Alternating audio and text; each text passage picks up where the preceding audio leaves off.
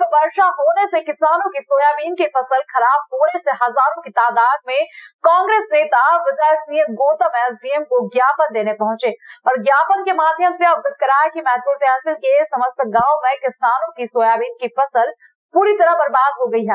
इस कारण जल्द से जल्द सर्वे करवाकर उचित मुआवजा राशि किसानों को दी जाए। अगर समय से सर्वे नहीं करवाया गया तो सभी किसानों को साथ लेकर एक बहुत बड़ा जन आंदोलन करेंगे। विजय सिंह गौतम ने कहा कि अगर फसल खराब होने से महतपुर तहसील के किसी भी किसान भाई ने आत्महत्या या फांसी लगाई तो इसकी पूरी जवाबदारी शासन, प्रशासन और सरकार की रहेगी।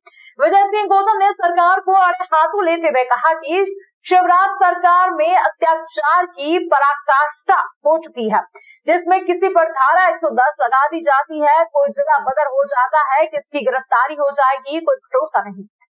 मैं निवेदन करना चाहता हूं कि एक वकील एक अनुसूचित जाति का है जिसके साथ हजारों लाखों लोग खड़े हैं और इस आदमी को द्वेष भावना से धारा 110 लगा दी गई है और जिला बदर करवा दिया गया है।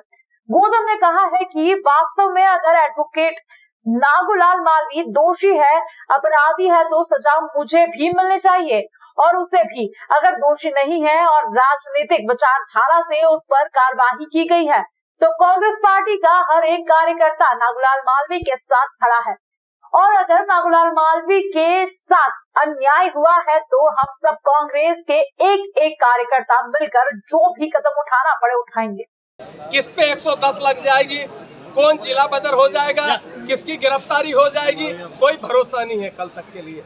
मैं निवेदन करना चाहता हूं कि एक वकील को, एक एडवोकेट और वो वकील भी एक अनुसूचित जाति का व्यक्ति जिसके साथ हजारों लाखों अनुसूचित जाति के लोग खड़े हैं कंधे से कंधा मिला के, और उस आदमी को द्वेषतावश इन्होंने उसकी 110 एनएस से उसकी जिला बदर की कार्रवाई कर दी। हम मांग करते हैं कि अगर वाकई वो दोषी और अपराधी हो तो सजा मुझे भी मिले और उन्हें भी मिले।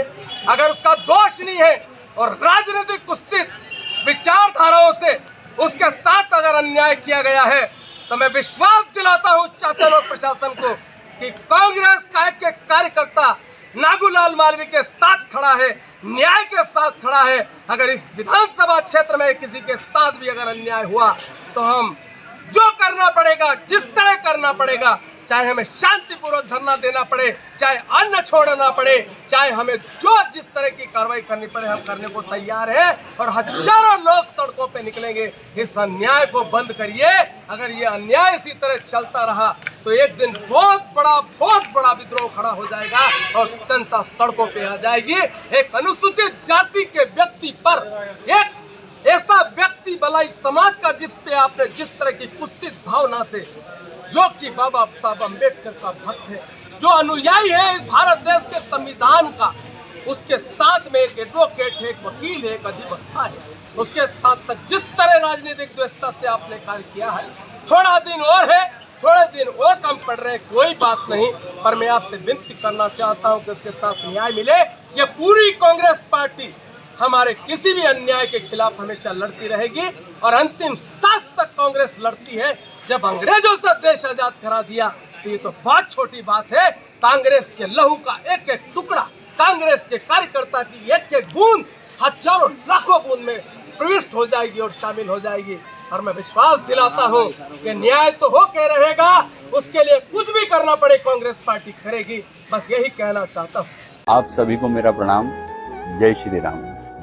बाबा महाकाल और बाल हनुमान जी की असीम कृपा से एवं गुरुदेव भगवान के अनुग्रह से एक बार फिर 5 वर्षों बाद उज्जैन की इस धार्मिक, ऐतिहासिक और पौराणिक नगरी में हमें श्री राम कथा गाने का अवसर मिला है। सौभाग्य की बात होती है कि उज्जैन की इस धरा पर कथा गाई जाए।